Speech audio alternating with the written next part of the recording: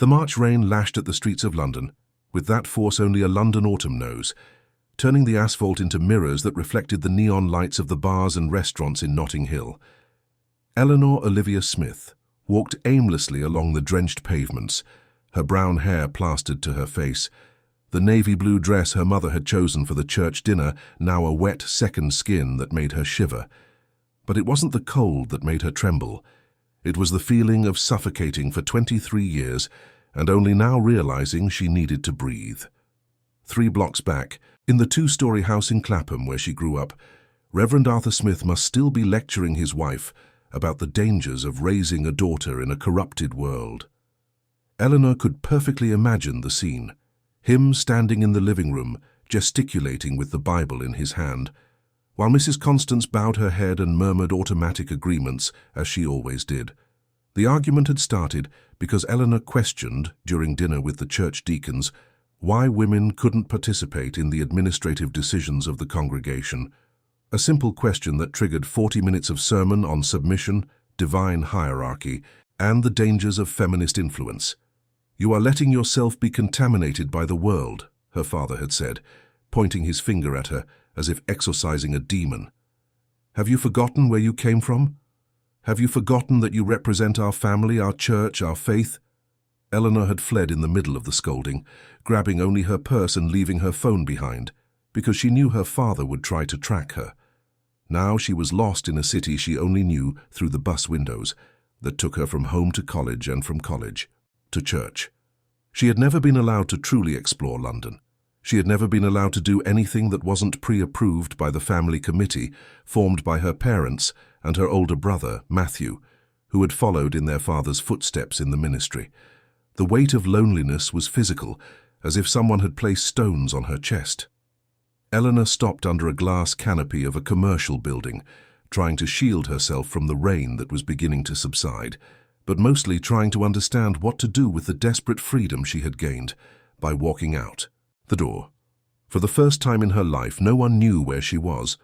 No one was monitoring her steps, her thoughts, her words, and that frightened her as much as it liberated her. That's when she saw the man. He was leaning against the opposite wall, under another canopy, smoking a cigarette and looking at the street as if waiting for something that would never arrive. He must have been around 38, 40 years old, dark hair with a few grey strands at the temples, the kind of man who commanded attention effortlessly. He wore a well-tailored dark suit, but his tie was loosened, and the first buttons of his shirt were open, as if he had just left an important engagement and could finally breathe.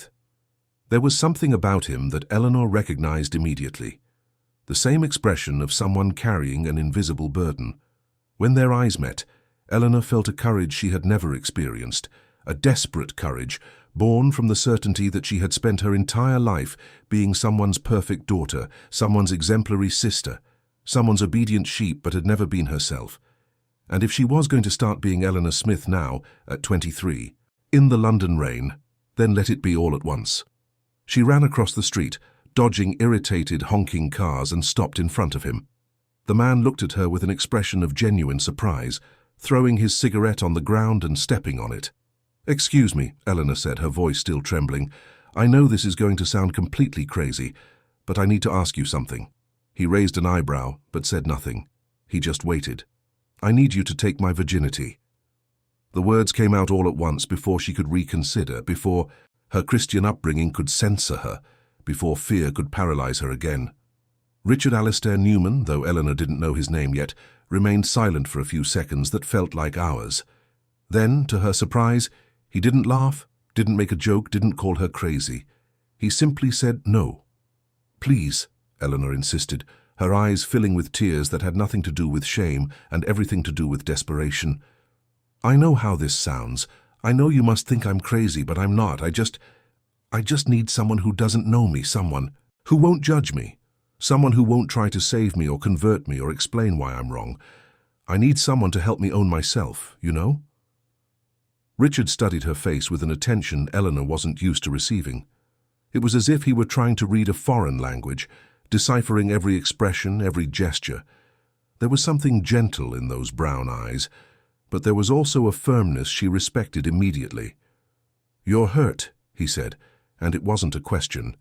Not physically. Even worse. Richard took off his jacket and placed it over her shoulders. Only. Then did she realize she was still trembling. Look, I don't know what kind of man you think I am, but I don't take advantage of women in an emotional state, and you're clearly in an emotional state.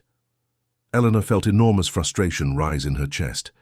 You don't understand. I'm not asking for charity or because I'm confused. I'm asking because it's the only thing that still connects my life to the life they want me to live, and I need to cut that connection. They? My family, my father? Eleanor took a deep breath, smelling the masculine scent that permeated his jacket. It was woody, sophisticated, completely different from the smell of incense and flowers that pervaded her home. My father is a pastor of an evangelical church. I was raised believing that purity was the most important thing in the world, that my body didn't belong to me, that my future husband had more right over my sexuality than I did, and I'm tired.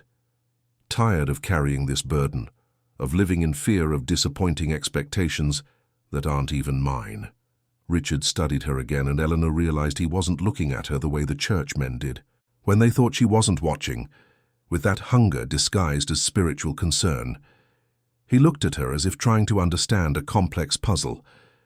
And you think sleeping with a stranger will solve that? I think choosing who I sleep with will solve that. Eleanor wiped her wet face, no longer knowing if it was rain or tears. I think making a decision about my own body, based on what I want, and not what was expected of me, will solve that. And why me? Why not someone you know, someone you like? Eleanor laughed, but it was a humorless sound. Because I don't know anyone. Because all the men I know are part of the same world that suffocates me. Because you're the first man who looks at me and says no when I offer something. And strangely, that makes me trust you. Richard shook his head slowly, as if pondering something very serious. Look, I don't even know your name. Eleanor. Eleanor, I'm Richard, and I can guarantee you don't want to get to know me better. Why? Because I'm the kind of man your family is right to protect you from. He said this without pride, just as a statement of fact. I'm 40 years old. I have more money than I could spend in 3 lifetimes, and I've never been in a serious relationship with anyone, because I've learned that people always want something from me. I'm exactly the type of guy parents fear their daughter will meet. Eleanor studied him now, noticing the details for the first time. The expensive watch on his wrist, the Italian shoes, the way he carried himself with a natural confidence that came from never having to worry about money. But there was something else there, a loneliness. She recognized because she carried a similar one. You're alone, she said. How? You're alone in the same way I am. Only you're alone because you have too much, and I'm alone because I was given too little.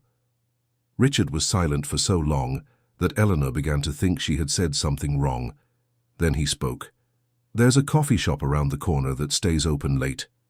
How about we talk for a bit before you make decisions about your life based on 5 minutes of mutual acquaintance? Eleanor hesitated. Part of her wanted to insist, wanted to force the situation until she got what she had come for. But there was something in his voice, a kindness she wasn't used to receiving from men, that made her agree. All right. But only if you promise not to try to convince me that I'm wrong for wanting this. I promise I won't try to convince you of anything. I'll just try to understand you. They walked in silence to the small coffee shop on the corner, a cozy place with dark wooden tables and decor that blended hanging plants with yellowish lamps. Eleanor had never entered a place like that, alone with a man. In fact, she had never entered anywhere alone with a man, period.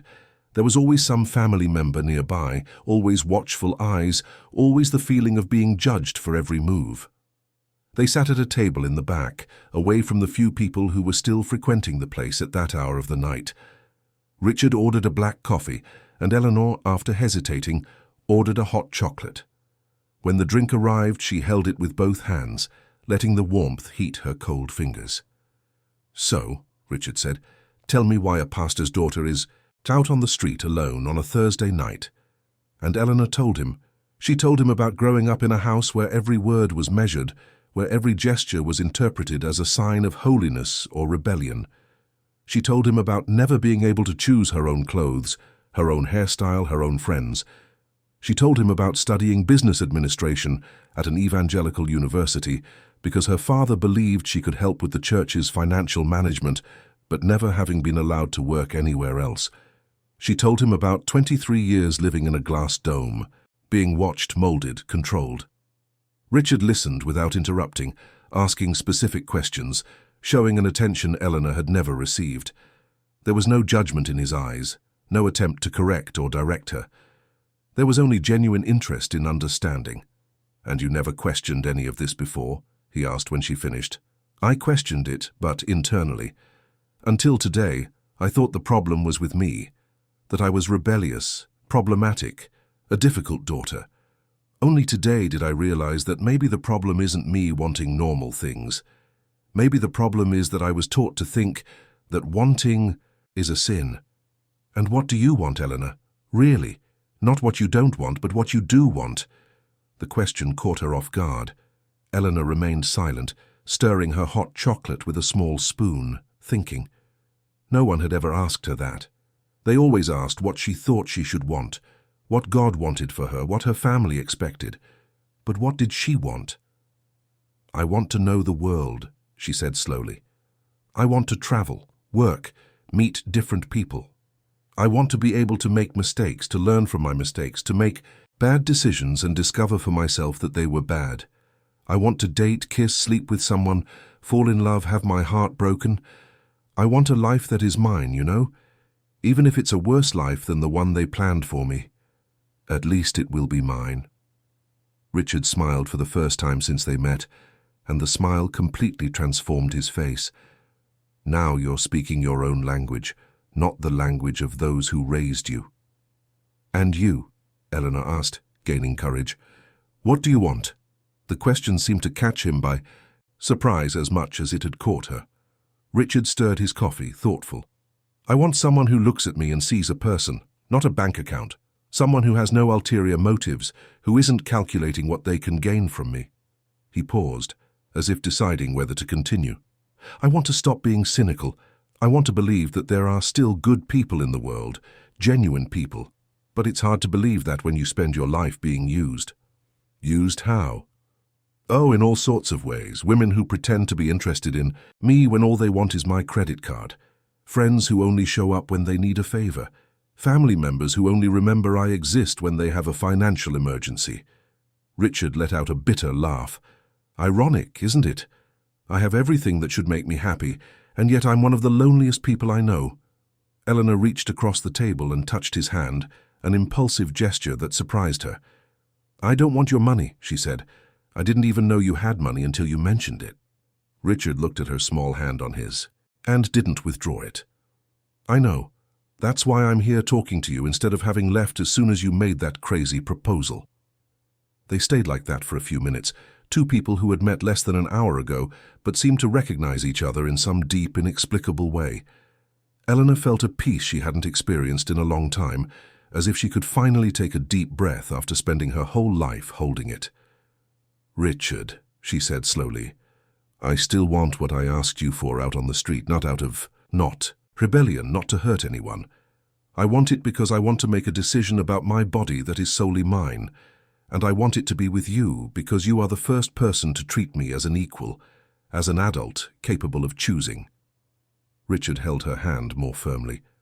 "Eleanor, are you sure this is really what you want? Because there's no going back after this, and I don't want you to wake up tomorrow regretting it." "I'm sure that 23 years living according to others' expectations are enough," she replied. "I'm sure I want to start living according to my own expectations, even if I'm still discovering what those are." Richard looked into her eyes for a long time, as if searching for doubt, for fear, for any sign that she wasn't serious. But Eleanor held his gaze, because for the first time in her life she was being completely honest about what she wanted. "All right," he said finally, "but my way, slowly, carefully, and you can change your mind at any moment." Eleanor felt her heart quicken, but not from fear. It was excitement, anticipation, the strange and wonderful feeling of being about to cross a line that couldn't be uncrossed. "I won't change my mind. We'll see." Richard's apartment was on the 32nd floor of a residential building in Kensington, the kind of place Eleanor only knew from movies. When the elevator doors opened directly into the living room, she stood still for a few seconds, absorbing the reality of where she was. Huge windows offered a panoramic view of London that made the city look like an ocean of twinkling lights. The decor was minimalist but clearly expensive. Italian designer furniture, artworks on the walls, an integrated kitchen that looked like it came straight out of an architectural magazine. "Jesus Christ," Eleanor murmured, forgetting her Christian upbringing for a moment. Richard laughed, a lighter sound than she had heard from him so far. "It's a lot, I know. When I bought this place, I thought the size would make me feel less alone. I found the opposite was true." He turned on some lamps, creating a cozier atmosphere, and Eleanor realized she was nervous in a way she hadn't anticipated. In the coffee shop, surrounded by other people, the decision had seemed clear, inevitable. Now, alone with him in that intimate space, the magnitude of what she was about to do hit her like a wave. "Do you want anything to drink?" Richard asked, noticing her tension. "Wine, water, coffee." "Wine, please," Eleanor said, mainly because she thought alcohol might calm her nerves. "Wine specially chosen to relax nervous women, or wine because you like wine?" The question made Eleanor stop walking around the room and look at him. Richard was standing near the kitchen, awaiting her answer with a serious expression. "Wine because I've never had wine alone with a man, and I think it's one of the things I should experience," she said honestly. "Answer accepted." He opened a cupboard and took out a bottle that looked expensive. "But if at any point you feel pressured, if anything doesn't feel right, you tell me, no matter what stage we're at." Eleanor nodded, watching him as he opened the bottle with precise movements. There was something comforting in the way he did everything calmly, without rushing, as if they had all the time in the world. It was the opposite of her life, where every minute was timed, every activity had a set start and end time. "Can I ask you a question?" she said when he handed her a glass of red wine. "Of course." "Why did you agree? I mean, you made it very clear that I'm not the kind of situation you'd normally accept. So why did you change your mind?" Richard leaned against the kitchen counter, swirling his own glass between his fingers. "Because I recognize something in you that I know very well, the feeling of being trapped in a life you didn't choose. But you're rich, free, you can do whatever you want. Can I?" He gave a humorless laugh. "Eleanor, I inherited my father's company when I was 25. He died of a heart attack at 52, working 16 hours a day to build an empire I never wanted to run. Since then, I've had 400 employees who depend on my salary, shareholders who expect profit, responsibilities that wake me up in the middle of the night in a cold sweat." Eleanor moved closer to him, intrigued. "But you can sell it. You can leave." "Can I? And do what? Leave 400 families jobless? Disappoint my dead father? Admit that 15 years of my life were wasted?" Richard took a long sip of wine. "Sometimes I think the only difference between your prison and mine is that mine has a better view." Eleanor had never thought that wealth could be a form of imprisonment, but listening to Richard speak, she began to understand. They really had more in common than she imagined, both living lives that others had planned, carrying expectations they didn't choose. "How old were you when your father died?" she asked. 25. It was supposed to be temporary, me taking over the company just until we found someone more qualified. But then came the international contracts, then the 2008 crisis, then other crises, and before I knew it, 15 years had passed and I no longer knew how to be anything else. "What did you like to do before the company?" Richard smiled, but it was a nostalgic smile. "I wanted to be a history teacher. I had just graduated, was thinking of doing a master's degree. I thought I would spend my life teaching disinterested teenagers and writing articles no one would read. It seemed like a perfect life." Eleanor felt a pang of sadness for him, for the 25-year-old who had been forced to give up his own dreams to carry the weight of the family business. It was a different version of her own story, but deep down it was the same thing. Lives interrupted by obligations others had imposed. "You can still go back to that," she said. "It's never too late. 15 years later? With all that time out of academia? And even if I could, how would I justify throwing away everything my father built? Perhaps the question isn't how to justify throwing away what your father built. Perhaps it's how to justify throwing away what you could build. Richard stopped, mid-movement of bringing the glass to his lips, and stared at her. Where did that come from? I don't know. I guess it's easier to give advice for other people's lives than for your own. Or maybe you're wiser than you think. They remained silent for a few minutes, sipping wine and observing each other. Eleanor was starting to relax, the alcohol warming her stomach and easing the tension in her shoulders. The apartment no longer seemed so intimidating, and Richard no longer felt like a stranger. "Can I ask you a question now?" he said. "Of course. Are you sure you want to do this today? It doesn't have to be today. It doesn't have to be with me. You can go home, think calmly, choose someone special when someone special appears." Eleanor walked to the window, looking down at the city below. From that height, London looked like a map of infinite possibilities. "Richard, if I go home today, tomorrow my father will have invented 10 different ways to stop me from going out alone again.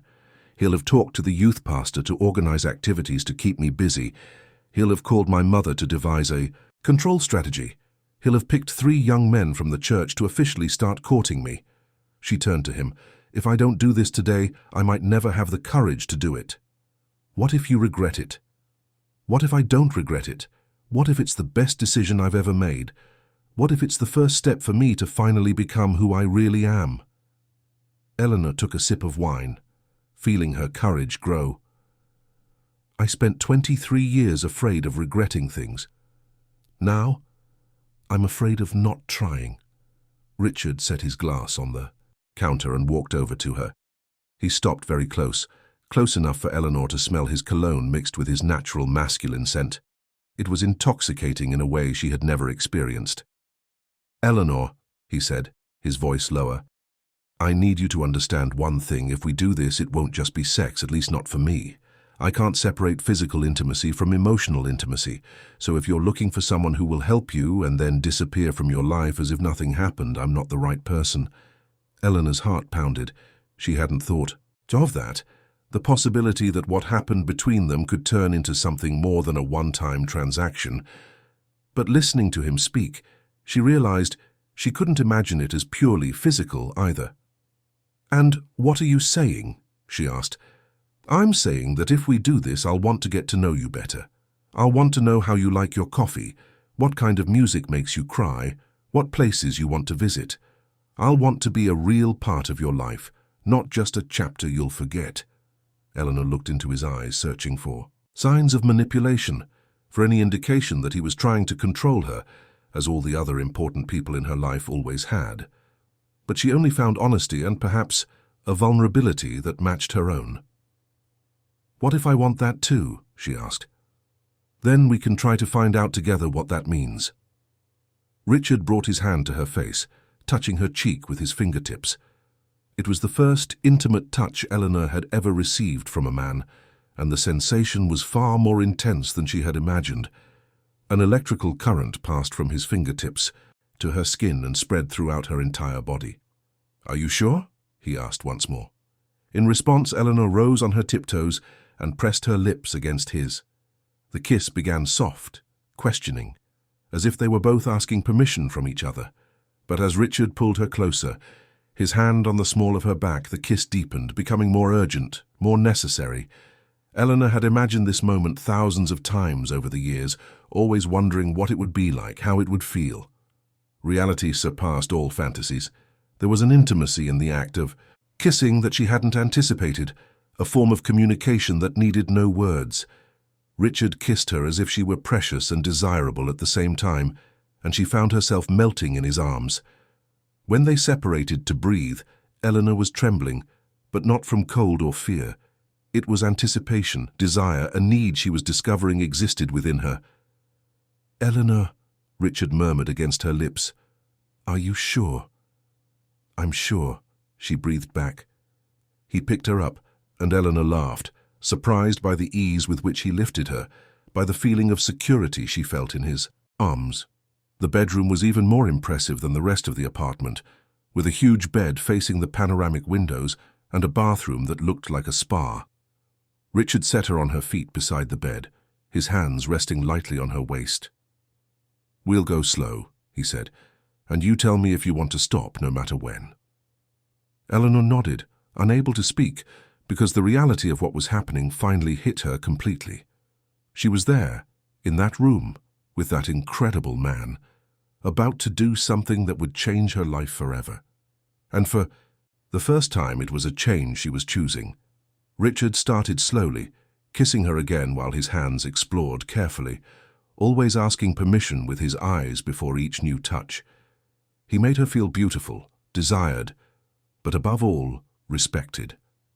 Every movement was deliberate. Every caress was a question she answered with sighs and small moans that surprised her. When they finally lay down on the bed, Eleanor was lost in a fog of sensations she had never experienced. Richard touched her as if she were a rare work of art, exploring every curve, every sensitivity, teaching her to know her own body in ways she had never imagined. "You're beautiful," he murmured against her skin, and Eleanor believed him because she saw the sincere admiration in his eyes. The moment itself, when it finally happened, was different from anything she had imagined. There was a moment of discomfort, as she expected, but there was also a sense of completeness that caught her off guard. It was intimate in a way that went beyond the physical. It was as if she were finally fully inhabiting her own body, as if she were finally present in her own life. Afterwards, lying beside each other, Eleanor discovered that what surprised her most was not the act itself, but how different she felt. Not physically, but emotionally. It was as if a door had opened within her, a door she didn't even know existed. "How do you feel?" Richard asked, his voice soft in the dark. "Different," Eleanor said honestly, "but different in a good way, as if I were finally real." Richard chuckled softly, pulling her closer. "You've always been real, Eleanor. You were just hidden." Eleanor nestled into his chest, listening to his heartbeat returning to normal. "And now? Now, you decide what you want to do with this freedom you've gained." Eleanor closed her eyes, feeling a peace she hadn't known in years.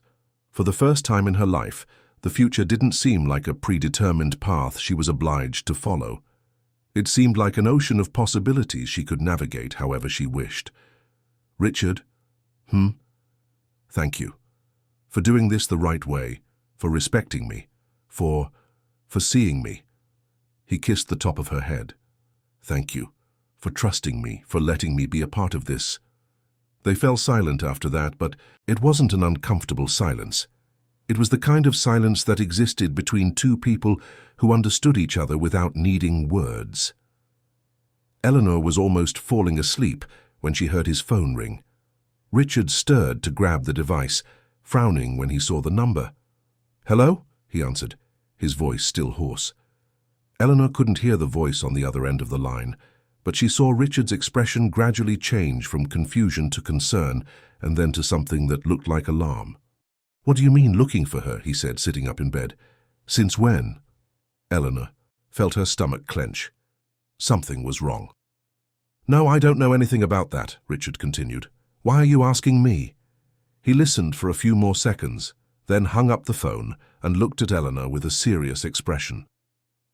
"What is it?" she asked, though she already suspected the answer. "It was my lawyer. It seems the police were at his office today, asking questions about me. Someone reported that I'm involved in the disappearance of a young woman." Eleanor closed her eyes, feeling reality crash down on her like an avalanche. "My father. Your father filed a police report." "Probably, and knowing him, he's already mobilized half the church to look for me." Eleanor sat up in bed, pulling the sheet to cover her body. "Richard, I'm so sorry. I didn't think he would do this so quickly." "It's not your fault." Richard ran a hand through his hair, thoughtful. "But we're going to have to deal with this, and it might not be a battle you were prepared to face." Eleanor looked at him, at the man who had changed her life in one night, who had treated her with more respect than any man in the church ever had. She thought of the feeling of freedom she had experienced in his arms, of the person she was discovering herself to be when no one was controlling her movements. "Then perhaps it's time to prepare myself," she said. Richard smiled, and it was the first completely happy smile she had seen on his face. "In that case, Eleanor Smith, you're going to need a good lawyer." "Do you know one?" "I know the best in London, and he's already on our side." Eleanor's apartment in Clapham was under siege when she arrived the next morning, still, wearing the previous night's clothes and carrying Richard's jacket over her shoulders.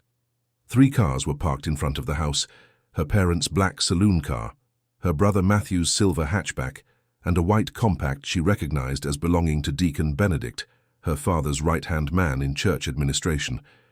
There were also 2 neighbors on the pavement, pretending to water their plants, but obviously waiting to witness the approaching drama. Eleanor took a deep breath, adjusted the jacket on her shoulders, and walked towards the front door. She had no keys. She had left the previous night with nothing but her purse. So she rang the doorbell and waited. The door opened immediately, as if someone had been waiting inside. It was her mother, Constance, her face swollen from crying and her eyes red from a sleepless night. She looked Eleanor up and down, absorbing every detail: her disheveled hair, smudged makeup, wrinkled dress, the man's jacket that clearly wasn't hers. "My daughter," Constance murmured, tears starting to fall again. "What have you done?" Before Eleanor could answer, Reverend Arthur's grave voice echoed from inside the house. "Constance, bring her to the living room, now." Eleanor followed her. Mother down the hallway she knew so well, passing by family photographs that documented 23 years of a carefully controlled life. Eleanor at 5 on her first day of Christian school, Eleanor at 10 being baptized in the water, Eleanor at 15 winning a prize for Best Sunday School Student, Eleanor at 18 graduating from high school, always smiling the polite smile she had learned to use as a mask. In the living room, a typical inquisitorial court scene awaited her. Reverend Arthur stood behind his armchair, the Bible in his left hand and his right finger pointing to where Eleanor should sit. Matthew was on the sofa, still wearing the suit he had worn to the early morning prayer meeting they organized to beg God for the return of their lost daughter. Deacon Benedict occupied the smaller armchair, with a folder of documents on his lap, and an expression of someone witnessing the real-time moral collapse of society. "Sit down," Reverend Arthur ordered, his voice laden with an authority Eleanor had respected her entire life. But something had changed during the night. Perhaps it was the feeling of having made a decision entirely her own. Perhaps it was the memory of Richard's kindness. Perhaps it was simply the fact of having experienced what it was like to be treated as an adult, capable of choosing. Eleanor did not sit down. "I prefer to stand," she said. The silence that followed was deafening.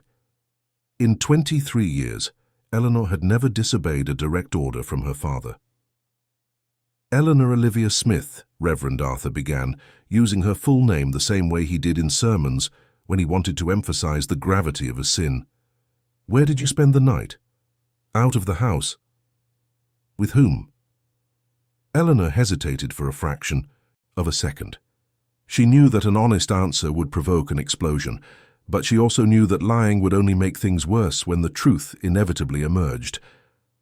"With a man." Constance let out a low groan and sank into the nearest armchair, as if her legs had given out. Matthew closed his eyes and shook his head, as if witnessing the end of times. Deacon Benedict opened his folder and began taking notes, as if documenting evidence for a trial. Reverend Arthur, however, remained silent for a long moment, his eyes fixed on his daughter's face as if trying to find some sign that she was lying or had been coerced. "What man?" he finally asked. "A man who treats me with respect." "Eleanor, please," Matthew intervened, his voice pleading. "Don't make this worse than it already is. Dad spent the entire night calling the police, the hospitals, organizing search parties. The whole church is praying for you. Do you have any idea what you've caused?" Eleanor looked at her older brother, remembering when they were children, and he used to protect her from their father's most severe scoldings. There was genuine affection in his eyes, but there was also a disappointment that hurt her more than she expected. "I caused unnecessary concern because I was never taught that I can make decisions about my own life without asking for your permission," she replied. "I'm 23 years old, Matthew. I'm an adult. I have the right to choose where I spend the night. Not when you live in our house, eat our food, use our name, Reverend Arthur exploded, his voice echoing through the walls. Not when you represent our family, our church, our faith. Did you have the right to destroy all that for a moment? Of carnal weakness? It wasn't a moment of weakness, Eleanor said, surprised by the firmness in her own voice. It was a conscious decision. A decision to prostitute yourself? The word hit Eleanor like a slap. She felt her cheeks burn, but not with shame, with anger. I didn't prostitute myself. I chose to have intimacy with someone who respects me and whom I respect. That's what adults do. Adults get married first, Reverend Arthur roared. Adults honor God and family. Adults don't run off in the dead of night to give themselves to the first stranger they meet. He's not a stranger, and I didn't give myself away. I chose. Constance got up from the armchair, tears streaming freely down her face. Eleanor, my daughter, what has this man done to you? What kind of brainwashing did he use? You're not speaking like yourself. I'm speaking like myself for the first time in my life, Eleanor replied, looking at her mother with a mixture of sadness and determination. You never asked me what I wanted, what I dreamed of, how I felt. You decided who I should be and expected me to fit the mold, but I don't. Fit, Mother? I never did. Deacon Benedict cleared his throat, drawing everyone's attention. Reverend Arthur, if I may interrupt, perhaps it's important to inform Eleanor about the measures we've already taken. Eleanor felt a chill in her stomach. What measures? Reverend Arthur composed himself, once again assuming the posture of a spiritual leader who commanded a congregation of 500 people. Since you didn't return home and didn't respond to our attempts to contact you, we filed a missing person report. The police are investigating. Investigating what? I didn't disappear. I left home. You are our daughter under 25, Deacon Benedict explained, consulting the papers in his folder.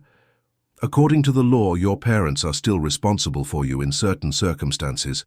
Furthermore, considering your history of exemplary behavior, your sudden departure could be interpreted as a result of coercion or malicious influence. Eleanor felt the world spin. Are you accusing him of something?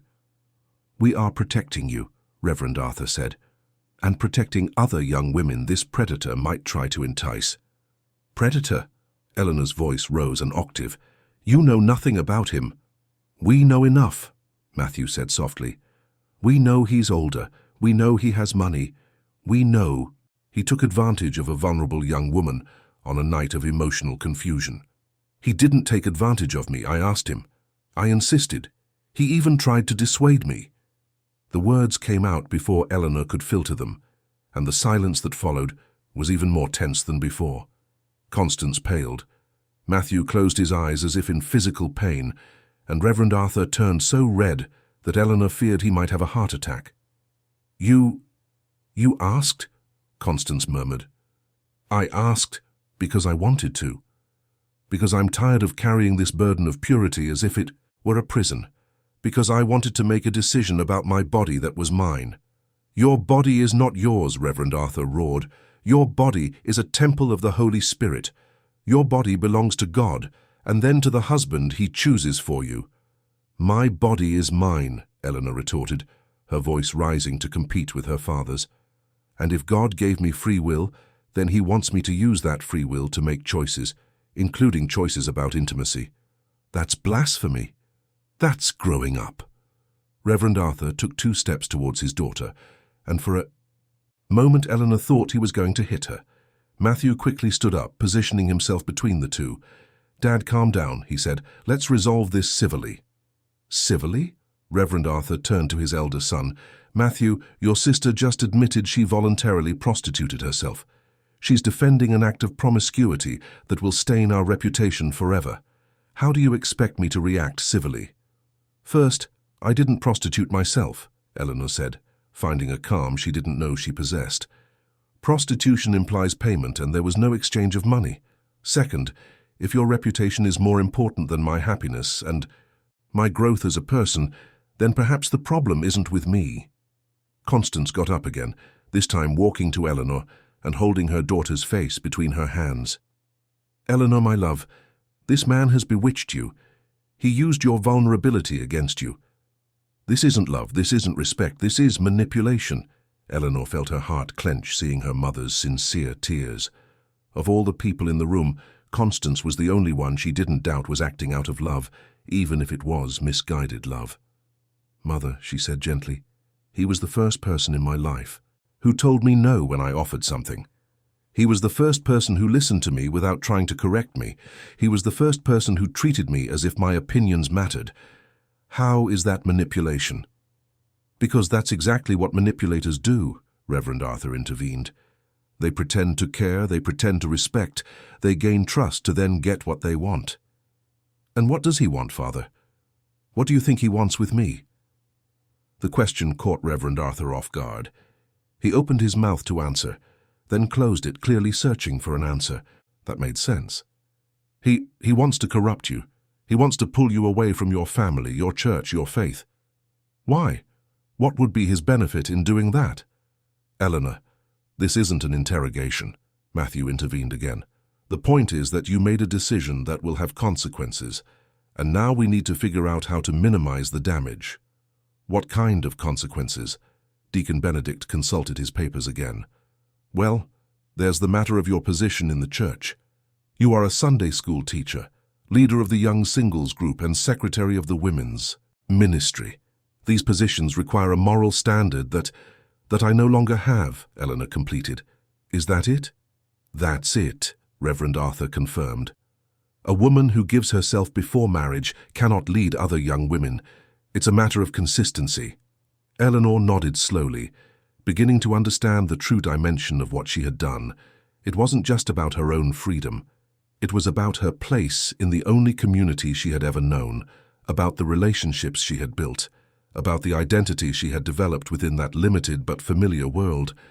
What if I marry him? She asked. The question provoked another explosion of reactions. Constance let out a muffled cry. Matthew shook his head vigorously, and Reverend Arthur began pacing the room like a caged beast. Eleanor, her father said when he finally stopped pacing, you've known this man for less than 24 hours. How can you be talking about marriage? Didn't you know my mother for less time when you decided to get married? It was different. We courted properly, with supervision, within Christian principles. And look how it ended, Eleanor said, looking around the room. Are you happy? Truly happy? Or just functional?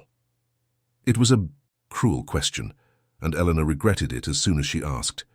She saw pain cross her mother's face and anger intensify in her father's eyes, but she also saw something she didn't expect, a spark of recognition in Matthew's eyes, as if the question had hit something he also questioned but had never verbalized. Our happiness is not under discussion here, Reverend Arthur said coldly. What is under discussion is the fact that you have committed a grave sin, dragged our family's name through the mud, and now you need to decide if you want to repent and return to the right path or if you want to continue down this road that can only lead to destruction. And what are my options exactly? Reverend Arthur and Deacon Benedict exchanged glances, as if they had discussed this before. You can move to your Aunt Martha's house in Manchester, Reverend Arthur said. Stay there for a few months, away from negative influences, until you can clear your head. Then, when you come back, we can arrange a suitable marriage with some young man from the church who is willing to forgive your lapse. Eleanor felt her blood run cold in her veins. You want to exile me and then force me to marry someone who will accept me as a second-class wife for the rest of my life? We want to give you a second chance, Matthew said, an opportunity to start over without the weight of this decision haunting you forever. What if I don't want to start over? What if I want to continue from where I am now? Then you will have to bear the consequences, Reverend Arthur said, and those consequences include no longer being welcome in this house or in this church, as long as you persist in this sinful behavior. Eleanor looked around the room, at the people who had been her family her entire life, at the environment that had been her world for 23 years. She felt a deep sadness, but also a clarity that surprised her. Then I choose the consequences, she said. Constance let out a sob and ran to her bedroom. Matthew bowed his head, as if attending a funeral. Deacon Benedict, made more notes in his folder. Reverend Arthur stood motionless for a long moment, then walked to the window and looked out at the street. "Very well, Eleanor," he said without turning around. "But know that this man will also bear consequences. The police investigation will discover who he is, what he does, where he lives. And when they find out, he will understand that messing with a pastor's daughter in London is no laughing matter." Eleanor felt genuine fear for the first time since she had entered the house. "Father, you can't do this. He didn't do anything wrong. He corrupted a vulnerable young woman. That is a crime." "He didn't corrupt me. I made a decision." Reverend Arthur turned around, and the expression on his face was of someone who had lost a daughter. "No, Eleanor, you were corrupted, and until you accept that, we have nothing more to talk about." Eleanor went up to her room, grabbed some clothes and a few personal belongings. When she came down again, only Matthew was in the living room. "Eleanor," he said as she passed him towards the door, "I love you. I will always love you. But what you are doing will destroy much more than you imagine." Eleanor stopped and looked at her older brother. "Matthew, can I ask you a question? Are you happy?" He hesitated. "I have a good life, a wonderful wife, a solid career in the ministry, the respect of the community." "That's not what I asked." Matthew was silent for a long moment. "Eleanor, happiness is not the goal of life. Serving God is. What if serving God includes being happy? What if God wants me to be a whole, fulfilled, free person? Then you can discover that within the paths He has established, you don't need to give up your faith to be happy." Eleanor kissed her brother's cheek. "I'm not giving up my faith, Matthew. I'm giving up the prison they built around faith." And she walked out the door knowing she might never return. Richard was at Marcus Sterling's law firm when Eleanor arrived, carrying a small suitcase and with eyes red from crying. It was one of those law firms that screamed success. It occupied 2 floors of a commercial building in Canary Wharf, with panoramic views, imported leather furniture, and a team of impeccable secretaries who looked like they had stepped out of a corporate fashion magazine. Marcus had been Richard's friend since university, a man in his early 40s with perfectly cut greying hair and the confidence of someone who had never lost an important case. When he saw Eleanor enter the meeting room, he stood up and extended his hand with a professional but gentle smile.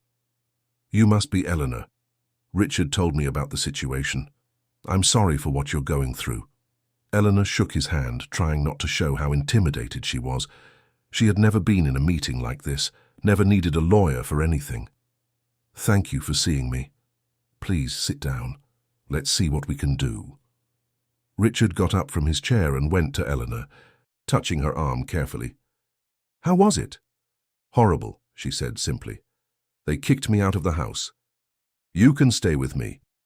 "Richard," Marcus interrupted diplomatically, "perhaps it's better if we discuss this after we understand exactly what the legal situation is." They sat around the meeting table, and Marcus opened a folder full of documents. "First, let's get the facts straight. Eleanor, you are 23 years old, single, no children, and until yesterday you lived with your parents, correct?" "Correct." "And you left home voluntarily last night, spent the night with Richard, also voluntarily, and when you returned home this morning your parents kicked you out, also correct?" "Yes." Marcus made some notes. "The good news is that you are an adult and have every right to make your own choices. The bad news is that your parents filed a police report alleging that you were coerced by an older man with financial resources to engage in activities against your will."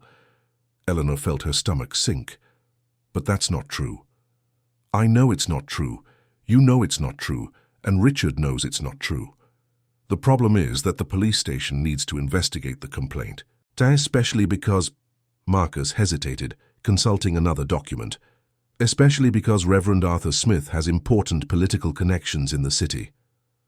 "What kind of connections?" Richard asked, his voice tense. "He's a spiritual advisor to 2 council members, has a close friendship with the district's chief inspector, and his church is one of the largest donors to local political campaigns." Marcus looked directly at Richard. "They won't just drop the case because you asked them to." Richard ran a hand through his hair, a gesture of frustration Eleanor was already learning to recognize. "And what exactly can they do?" For now, nothing. Too serious. They'll want to question you. They'll investigate your background, maybe scour your financial life looking for anything that might suggest a predatory pattern of behavior. If they find nothing, and they won't, because there's nothing to find, they'll probably close the case. Probably? Richard, I'll be honest with you, you're a rich single man with no close family, with access to resources most people don't have. That automatically puts you in a vulnerable position when this type of accusation arises. Especially because, Marcus paused again, especially because what? Because Reverend Arthur isn't just prosecuting you. He's organizing a public campaign against you. Eleanor felt her blood run cold. What do you mean? Marcus turned his laptop so they could both see the screen. It was the church's Facebook page, and the most recent post showed a photo of Eleanor at 18, holding a Bible and smiling her usual polite smile. The caption read, "Pray for our young Eleanor, who has been led astray by evil influences. Pray that she finds her way back home and to God." "There's more," Marcus said, scrolling down the page. Posts about the dangers of secular society, about how to protect young Christian women from well-dressed predators, about the importance of trusting parental wisdom. None mentioned Richard directly, but the message was clear. Eleanor had been a victim of a dangerous man. "How many people follow this page?" Richard asked. 4,300, but that's not all. Marcus opened another tab.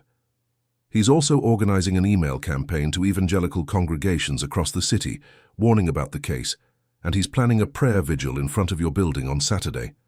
Eleanor abruptly stood up from her chair, feeling nauseous. "He's turning this into a circus."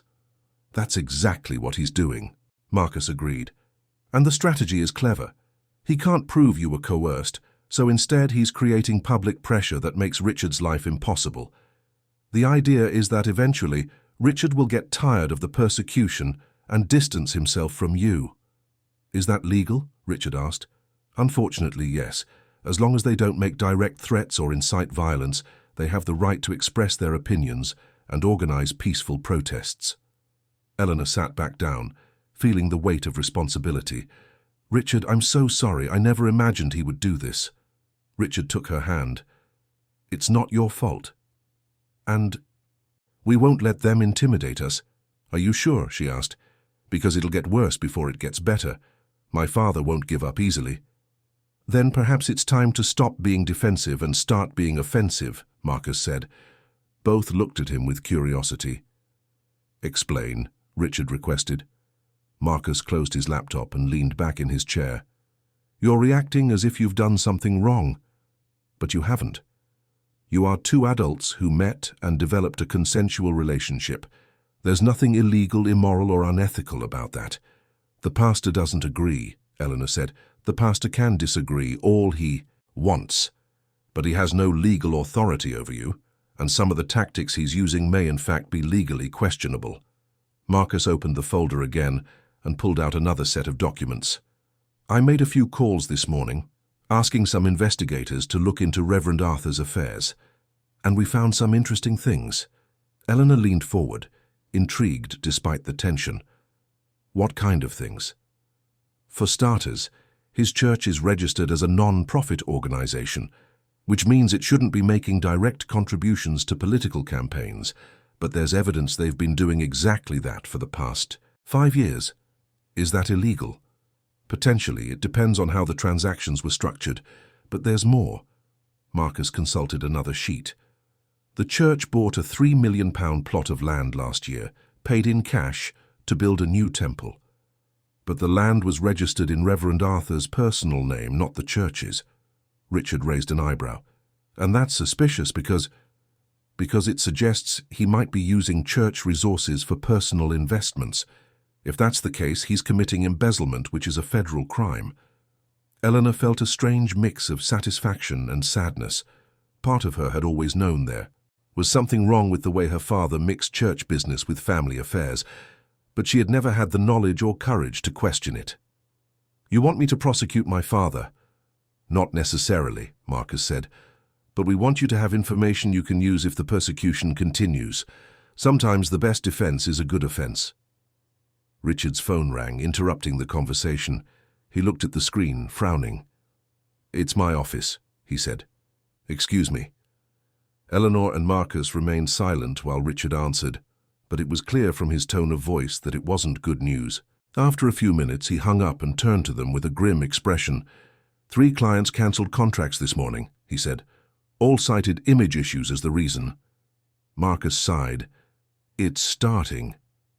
"What's starting?" Eleanor asked.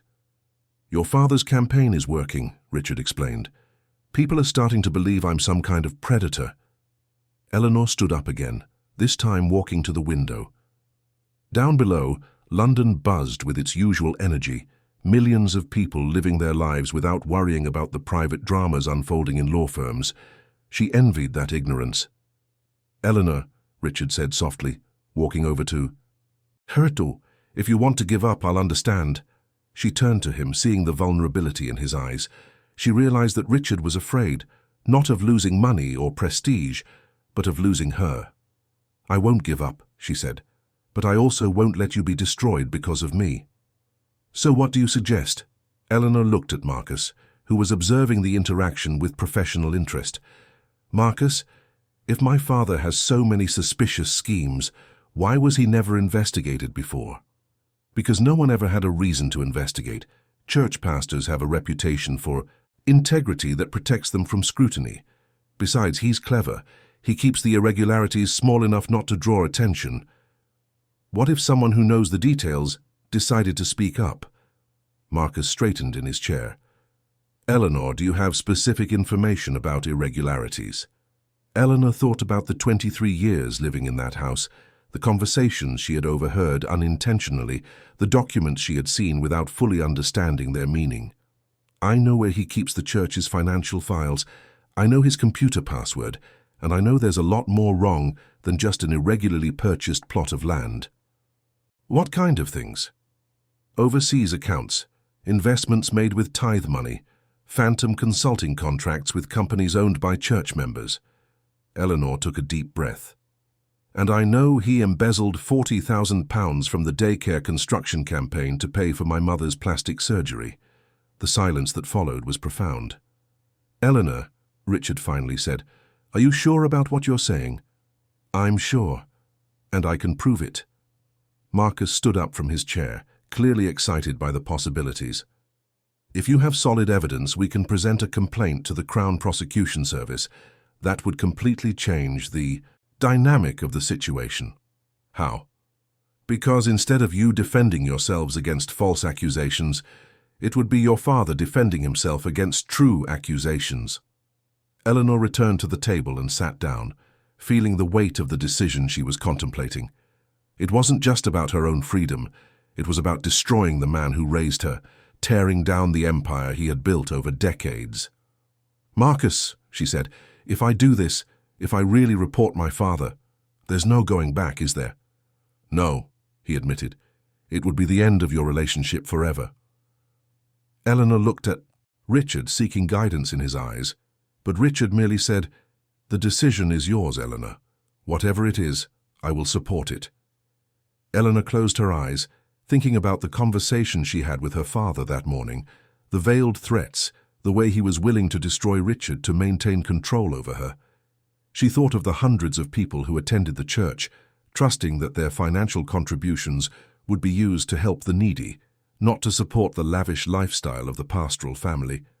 And she thought of the woman she was becoming, of the person she discovered herself to be when she finally had permission to choose.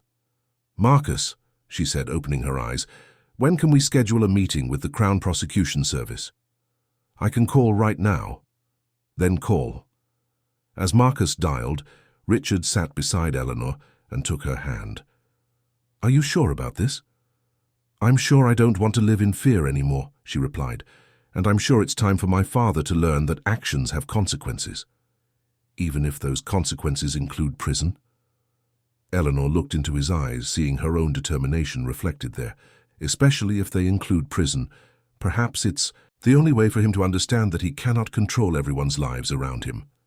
Marcus finished the call and turned to them with a smile. "I got an appointment for Monday morning.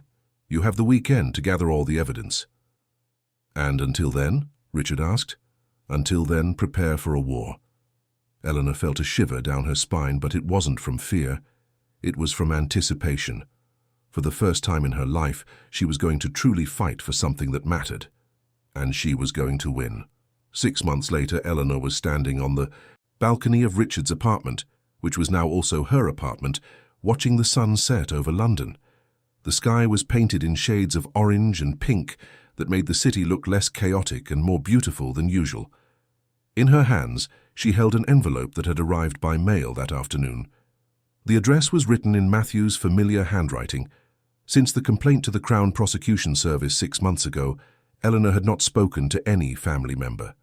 The first few weeks were the hardest, waking up in the morning and for a few seconds forgetting that she no longer lived in her parents' house, reaching for the phone to call her mother before remembering that Constance had made it clear she wanted no contact with a daughter who betrayed the family.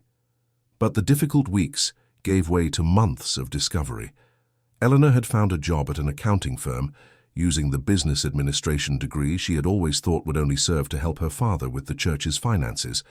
She discovered that she enjoyed working, enjoyed the independence, enjoyed being evaluated by her own competence instead of being judged by her behavior. And, most importantly, she discovered that being with Richard wasn't just rebellion or escape. It was truly love. "Are you going to open it?" Richard asked, appearing behind her with 2 cups of coffee and wrapping her in a hug from behind. Eleanor leaned against his chest, feeling the security she only found there. "I'm scared. Of what might be written. Of what might not be written." She turned the envelope in her hands. "What if it's just to curse me? What if it's to tell me my mother is sick and doesn't want to see me? What if it's to say they'll never forgive me?" Richard kissed the top of her head. "What if it's to say they love you and miss you?" Eleanor laughed, but it was a humorless sound. "That would be even harder to deal with." "Why?" "Because it would mean all this suffering could have been avoided if they had chosen love instead of pride." Richard made her turn in his arms, looking directly into her eyes. "Eleanor, you did the right thing, not because the consequences were positive, though they were, but because you chose to be honest with yourself and with the people you love." Eleanor smiled, remembering how this conversation would have been unthinkable 6 months ago, when she didn't even know she could have her own opinions, let alone defend them against her family's will. "Do you think my father is all right? In prison?" "I think your father is learning that actions have consequences," Richard said diplomatically, "and I think when he gets out, in 2 years, he might have a different perspective on control and manipulation."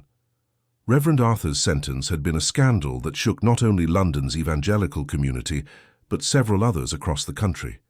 3 years in prison for embezzlement, money laundering and document forgery, in addition to an order to return nearly £2 million to the church's coffers. The investigation, fueled by the information Eleanor provided and the documents she helped locate, revealed a corruption scheme much broader than anyone had imagined.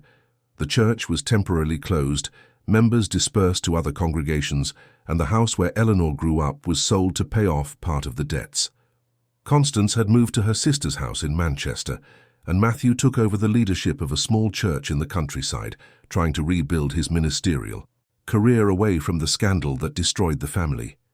"Can I tell you something?" Eleanor said, still holding the unopened envelope. "Of course. Sometimes I feel guilty, not for reporting it. I know it was the right thing to do, but for feeling so free, so happy, as if I needed the destruction of my family to find my own life." Richard held her face in his hands.